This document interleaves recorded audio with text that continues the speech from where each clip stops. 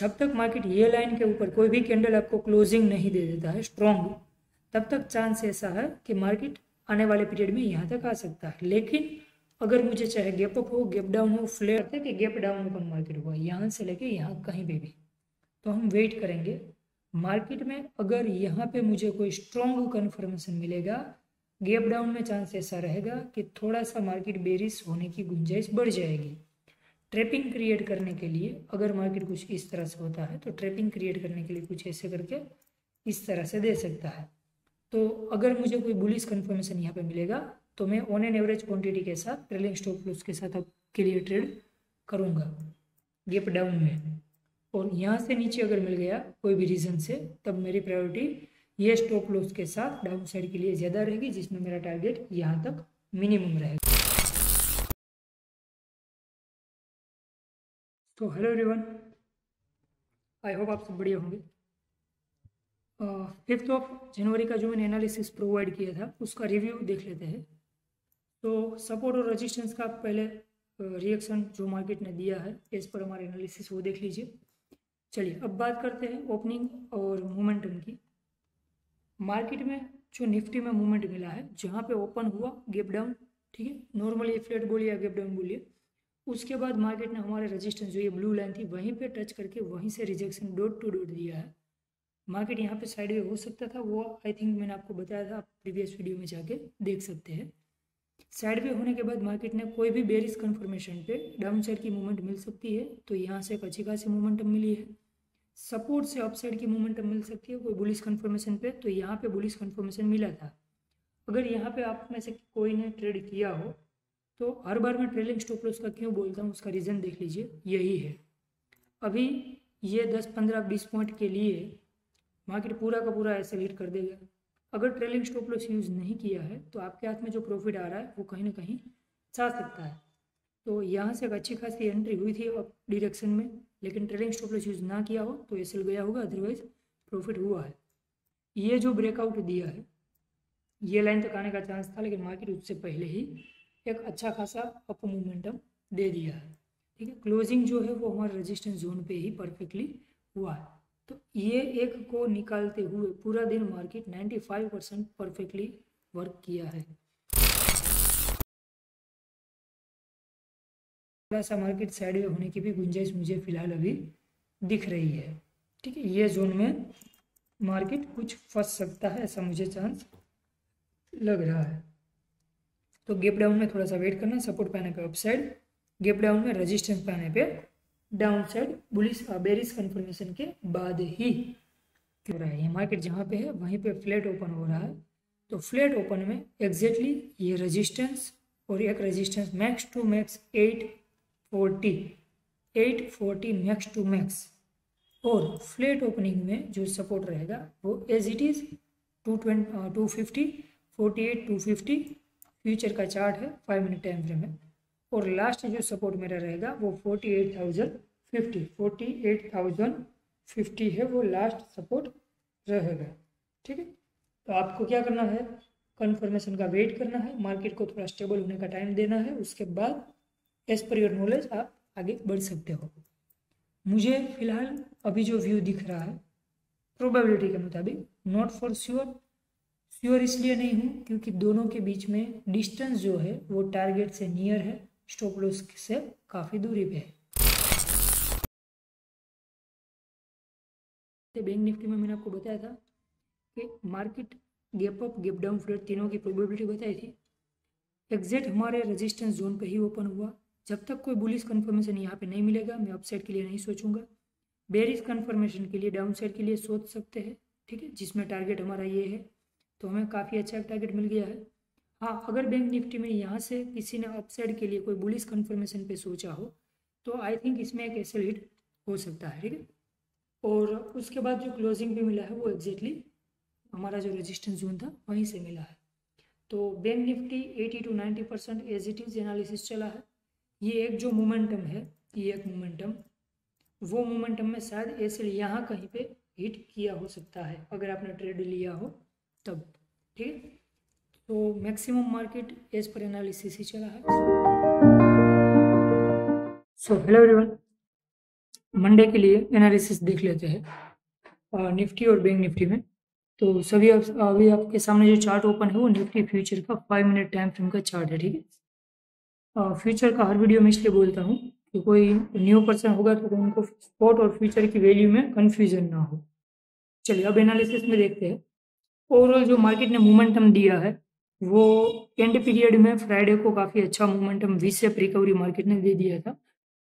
तो अभी आने वाले टाइम पे थोड़ा सा हो सकता है कि मार्केट और कंफ्यूजन क्रिएट शॉर्ट पीरियड के लिए कर सकता है। अभी जो आपको ये मोमेंटम दिख रही है उसका मेन रीज़न यही है, मार्केट को एक हाई लगाना है वो पेंडिंग है, लेकिन उससे पहले जो भी बायर मार्केट के साथ भी है उनको मैक्सिमम एग्जिट करवाना भी जरूरी है। तो स्टेप बाय स्टेप देखते हैं इंट्राडे पर्पस और लॉन्ग विजन दोनों के लिए। आपके सामने अभी ये चार्ट है, ठीक है। मैं ये ब्लू लाइन डिलीट कर रहा हूँ, आपको पता चले कौन कौन सी लाइन्स है।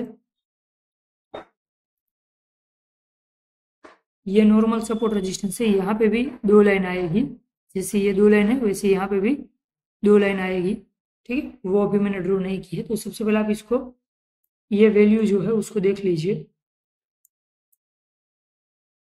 ये जो ग्रीन वैल्यू आपको दिख रही है वो ओनली फॉर करंट मार्केट जो क्लोज हुआ था प्रीवियस में, सॉरी, उसकी वैल्यू शो हो रही है। उसके अलावा जो भी वैल्यू आपको दिख रही है उसके मुताबिक आप सपोर्ट रेजिस्टेंस ड्रॉ कीजिए। और इसके बाद ये जो ब्लू लाइन्स है, ठीक है, उसकी वैल्यू 21827 21769.10, मतलब 70 पकड़ के चलिए रफली, 21630 और 21573, ये ब्लू लाइन की दोनों की वैल्यू है, वो ड्रॉ कर लीजिए। अब कहाँ पे किस तरह से मार्केट में मोमेंटम मिल सकता है वो बात करते हैं। ये जो जोन है वो काफ़ी बड़ा जोन है, अप्रोक्सीमेट समझ लीजिए यहाँ से यहाँ करीबन 150 पॉइंट के आसपास का जोन है, 150। और ऑन एन एवरेज जो हमारे पास रेगुलर ट्रेडिंग करने के लिए जोन है वो रफली 60 पॉइंट का ही जोन है। तो थोड़ा सा अगर मंडे मार्केट वोलेटाइल नहीं रहा तो ट्रेड करने में थोड़ा सा डिफिकल्ट मार्केट क्रिएट कर सकता है। अब बात करते हैं सपोर्ट रेजिस्टेंस के बारे में। आपको सिर्फ एक मेन ध्यान ये रखना है, जब तक मार्केट ये 2 लाइन के बीच में है, ठीक है, ये 2 लाइन के बीच में है, तब तक वेट कीजिए, ट्रेड को अवॉइड कीजिए पॉसिबल है तो, क्योंकि मार्केट में एनी टाइम वोलेटिलिटी बड़ी सी क्रिएट कभी भी हो सकती है आने वाले कुछ दिनों में ही। मैक्स टू मैक्स 2 या 3 दिन मैक्स, उसके अंदर आपको एक बड़ा सा हेवी मोमेंटम देखने को मिल सकता है। अब बात करते हैं ये जो जोन है, अगर मार्केट मंडे को गैप डाउन होने की गुंजाइश है, अगर गैप डाउन हो रहा है एज पर रूल्स, तब यहाँ से नीचे कहीं पे भी मार्केट मुझे गैप डाउन ओपन होता हुआ दिखेगा, मैं वेट करूँगा मार्केट का रेजिस्टेंस पे आने का, जिस पे बेरिश कंफर्मेशन पे मैं डाउन साइड यहाँ तक बैठ सकता हूँ। मिनिमम मेरा फर्स्ट टारगेट रहेगा ये वाला मिनिमम, ठीक है, बेरिश कंफर्मेशन मिलने के बाद ही। और कोई भी कैंडल अगर इसके ऊपर क्लोज मिल जाती है तो जो डाउन मोमेंटम की मैं बात कर रहा हूँ उसको हम दिमाग से निकाल देंगे। तो जब तक मार्केट ये लाइन के नीचे है और कोई भी बेरिश कंफर्मेशन मुझे मिल रहा है तब मैं डाउन साइड के ट्रेड के बारे में फिलहाल ज़्यादा सोचूंगा। ट्रेलिंग स्टॉप लॉस के साथ में मिनिमम यहाँ तक का टारगेट रख सकता हूँ, ठीक है, ट्रेलिंग स्टॉप लॉस के साथ मिनिमम यहाँ तक का टारगेट रख सकता हूँ। लेकिन जैसा आप देखते हैं इस तरह से भी मार्केट कभी भी हो जाता है। तो ट्रेलिंग स्टॉप लॉस का बेनिफिट्स क्या है कि अगर मार्केट हमारे अगेंस्ट में जाना स्टार्ट करता है थोड़ा सा भी, तो एज पर रूल हमें वहाँ पे एग्जिट करना होगा। तो ट्रेलिंग स्टॉप लॉस के साथ मैं डाउन साइड के लिए सोच सकता हूँ। गैप डाउन ओपन होने पे मार्केट रेजिस्टेंस पे आ रहा है तब, अदरवाइज मार्केट को मैं सपोर्ट पे आने दूंगा। सपोर्ट पे आने पे बुलिश कंफर्मेशन पे मैं अपसाइड के लिए सोचूंगा, लेकिन अपसाइड वाली जो एंट्री रहेगी उसमें थोड़ा सा केयरफुल रहना होगा। अगर मार्केट ये लाइन के ऊपर आपको कभी भी सस्टेन होता हुआ दिख जाए, ठीक है, सस्टेन का मतलब है नंबर ऑफ कैंडल का स्ट्रॉन्गली क्लोज देना, सिर्फ एक कैंडल बाहर निकले और अंदर आ गए उसको हम सस्टेन बोलना नहीं ट्राई करेंगे। सो यहाँ पे अगर कोई भी मैक्सिमम कैंडल मुझे क्लोज होती हुई दिख रही है स्ट्रॉन्ग, तब आने वाला जो टारगेट रहेगा वो हमारा अप्रोक्सीमेट 21,980 21,970 वाला जोन मिनिमम रहेगा ही रहेगा इन फ्यूचर, मतलब इन शॉर्ट 1-2 दिन के अंदर उसके बाद। लेकिन इसके ऊपर नंबर ऑफ कैंडल क्लोज मिलने के बाद ही बोलता हूँ, तो थोड़ा सा ध्यान रखना, क्योंकि हो सकता है कि मार्केट इसमें कहीं पे फंस भी सकता है, लेकिन बाद में प्रायोरिटी ऐसा ज़्यादा हो जाएगा। तो क्या करना है, अगर इसके ऊपर मुझे क्लोजिंग मिलेगा स्ट्रांगली, तब मैं ओनली फॉर अपसाइड की एंट्री को फाइंड आउट करूंगा बुलिश कंफर्मेशन के बाद ही, और ट्रेलिंग स्टॉप लॉस का यूज़ करूंगा फॉर अपसाइड। जब तक मार्केट ये लाइन के नीचे है, ये वाली लाइन के नीचे, और कोई भी बेरिश कंफर्मेशन मिल रहा है, तब मैं डाउन साइड के लिए ट्रेड करूंगा ट्रेलिंग स्टॉप लॉस के साथ। चलिए, और अगर मार्केट यहाँ पे आ जाता है कोई भी रीज़न से, क्योंकि काफ़ी बड़े पॉइंट है, यहाँ से यहाँ करीबन 150 पॉइंट है, कोई भी रीज़न से मार्केट यहाँ पे आ जाता है, तो थोड़ा सा केयरफुल रहना, यहाँ से बाइंग आने की मैक्सिमम गुंजाइश है। ठीक है, चाहे हल्का सा तो हल्का सा, लेकिन एक बाइंग आ सकता है। तो यहाँ से इमीडिएटली डाउन साइड के लिए मत सोचना, यहाँ पे मार्केट में बाइंग आने का मैक्सिमम चांस है। कभी भी मुझे बुलिश कोई भी कंफर्मेशन मिलेगा यहाँ से, तो मैं अपसाइड के लिए ज़्यादा प्रीफर रखूँगा। ये मेरे लिए डाउन साइड के लिए अच्छा जोन है, और यहाँ से अपसाइड के लिए एक अच्छा जोन है। ये जोन को हो सके तो ट्राई कीजिए अवॉइड करने का 50-60 पॉइंट का, क्योंकि इसमें या तो मार्केट टाइम स्पेंड ज़्यादा करेगा, या तो ट्रैपिंग क्रिएट कर सकता है। चलो, अब गैप डाउन की बात कर ली, अब गैप अप बात करते हैं। अगर मार्केट गैप अप ओपन हो रहा है यहाँ तक या यहाँ तक, वेट करूँगा, क्योंकि फर्स्ट अगर मार्केट डायरेक्ट यहाँ से कहीं पे भी गैप अप ओपन हो रहा है, सेलिंग आएगा वो कंफर्म है। मार्केट में हल्का सा तो हल्का सा एक सेलिंग यहाँ तक आ सकता है। अगर मार्केट यहाँ से यहाँ तक कभी भी गैप अप ओपन होता हुआ दिख रहा है, तो एक अच्छा सा सेलिंग शॉर्ट पीरियड के लिए दिख सकता है। मार्केट को सस्टेन होने दीजिए गैप अप में, उसके बाद ही ट्रेड कीजिएगा। गैप अप में थोड़ा रिस्क ज़्यादा हो सकता है। और फ्लैट की बात करते हैं, सपोज फ्लैट ओपन हो रहा है, ठीक है, मार्केट फ्लैट ओपन हो रहा है, तो फ्लैट ओपन में मेरा सपोर्ट ये रहेगा, फ्लैट ओपन में मेरा रेजिस्टेंस ये रहेगा, सेकंड सपोर्ट ये रहेगा। फ्लैट ओपनिंग में first support, second support, flat opening में रेजिस्टेंस। ठीक है, तो निफ्टी का एनालिसिस ओवरऑल बेसिक हमने देखा है। चांस ऐसा है कि अगर मार्केट कुछ इस तरह से करता है, तो हो सकता है ऐसा होने की गुंजाइश। अगर नहीं होता है इस मुताबिक और गैप अप हो रहा है, तो गैप अप में या तो यहाँ पे मार्केट फंस जाएगा, उसके बाद डाउन मोमेंटम दे सकता है। बुलिश कंफर्मेशन मिलने के बाद ही अपसाइड के लिए सोचना है, तब तक नो ट्रेड के लिए अच्छा रहेगा। बैंक निफ्टी देख लेते हैं। बैंक निफ्टी में लास्ट मूवमेंट भी काफ़ी बढ़िया मूवमेंटम था, उसके भी हाफ में भी देखने जाए तो बैंक निफ्टी में हमारे पास जोन काफ़ी अच्छे हैं ट्रेड करने के लिए। ऑन एन एवरेज यहाँ पे करीबन 190 पॉइंट का जोन है, ठीक है, 190 पॉइंट। और जो मैंने ये ब्लू लाइन आपको ड्रॉ करके दी है, उसमें करीबन 600 पॉइंट का जोन है। तो थोड़ा सा मैंने जैसे आपको बोला था परसों, मतलब थर्सडे को आपको बोला था कि हमारे पास जो जोन था उसमें मार्केट नियर अबाउट सपोर्ट था, तो वो हमारे लिए बेनिफिशियरी था। लेकिन कल का जो मार्केट था फ्राइडे का, वो सपोर्ट और रेजिस्टेंस के सेंटर में था। तो जो ब्लू वाली लाइन है उसमें हमें ट्रैप होने की गुंजाइश थी, लेकिन इसमें एक बेनिफिट ये है कि हम जो है वो ब्लू वाली लाइन जो हमारी है उसमें सपोर्ट के एकदम नज़दीक है। तो अगर आपको गैप डाउन ओपन होता हुआ दिख रहा है, ठीक है, गैप डाउन ओपन होता हुआ यहाँ कहीं पे भी, यहाँ से लेके यहाँ कहीं पे भी, तो ये जोन काफ़ी बड़ा है, करीबन 300-350 पॉइंट का है। हो सकता है आपको ये लगेगा, मैं बोलूँगा अगर इसमें ट्रेड ना कर अच्छा रहेगा, आपको लगेगा 250 पॉइंट का जोन है।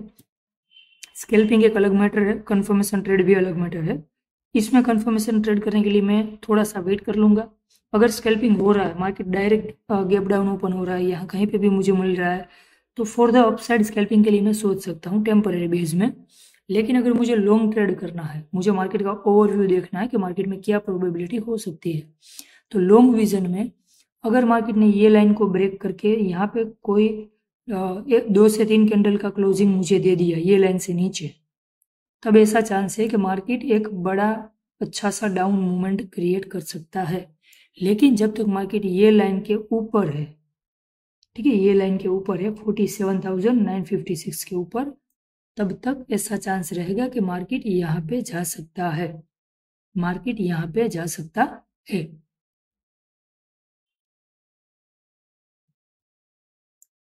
सो गैप डाउन में थोड़ा सा वेट कीजिएगा बुलिश कंफर्मेशन पे अपसाइड के लिए, और ये लाइन के नीचे अगर कोई भी कैंडल क्लोज होती है वो मुझे दिख जाएगी तो इसको मैं डिलीट कर दूंगा।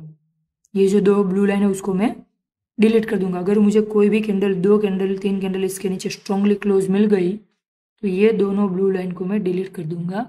अपसाइड के जो बारे में बात कर रहा है उसको दिमाग से निकाल देना, लेकिन जब तक इसके ऊपर है तब तक ध्यान रखना है। अब बात करते हैं गैप डाउन में अपसाइड की बात हो गई। ये जोन पूरा बाइंग जोन है। अगर मार्केट गैप अप ओपन हो रहा है यहाँ से लेके यहाँ कहीं पे भी, तो थोड़ा सा वेट कीजिएगा। वेट करने के बाद या तो अगर इमीडिएटली ट्रेड करना है तो स्कैल्पिंग पर्पस के लिए ही सोच सकते हैं। मार्केट यहाँ से अगर यहाँ कहीं पे गैप अप ओपन हो रहा है, ठीक है, तब मैं स्कैल्पिंग के लिए डाउन साइड के लिए सोचूंगा, क्योंकि जो मेरा रिस्क रहेगा वो करीबन यहाँ तक ही रहेगा, ठीक है। लेकिन अगर यहाँ कहीं पे गैप अप ओपन हो रहा है तो मैं इमीडिएटली डाउन साइड के लिए नहीं सोचूंगा, मैं थोड़ा वेट कर लूँगा। मार्केट में ये जोन जो दिख रहा है, ये जोन का ब्रेकआउट या ब्रेकडाउन के लिए वेट करेंगे, उसके बाद ही ट्रेड के बारे में सोचेंगे। और ऑन एन एवरेज अगर आपको लॉन्ग ट्रेड नहीं करना है तो ब्लू लाइन को डिलीट ही कर दीजिएगा, उसको रखिए ही मत चार्ट के ऊपर। सिर्फ यहाँ पे बुलिश कंफर्मेशन मिलने पे अपसाइड, यहाँ से बेरिश कंफर्मेशन मिलने पे डाउन साइड, तो भी आपके लिए बढ़िया ही है, ठीक है। जोन काफ़ी बड़े हैं और अच्छे हैं, तो आप उसमें आपके एनालिसिस के साथ देख सकते हैं आपको क्या करना है, ठीक है। मैंने सपोर्ट और रेजिस्टेंस काफ़ी ज़्यादा ड्रॉ करके दिए हैं। आई थिंक इससे ज़्यादा की कोई नेसेसरी नहीं है। ये लाइन को ध्यान में रखिए और ये लाइन को ध्यान में रखिए, ठीक। ओके गाइज, नेक्स्ट वीडियो में मिलते हैं। Goodbye, take care.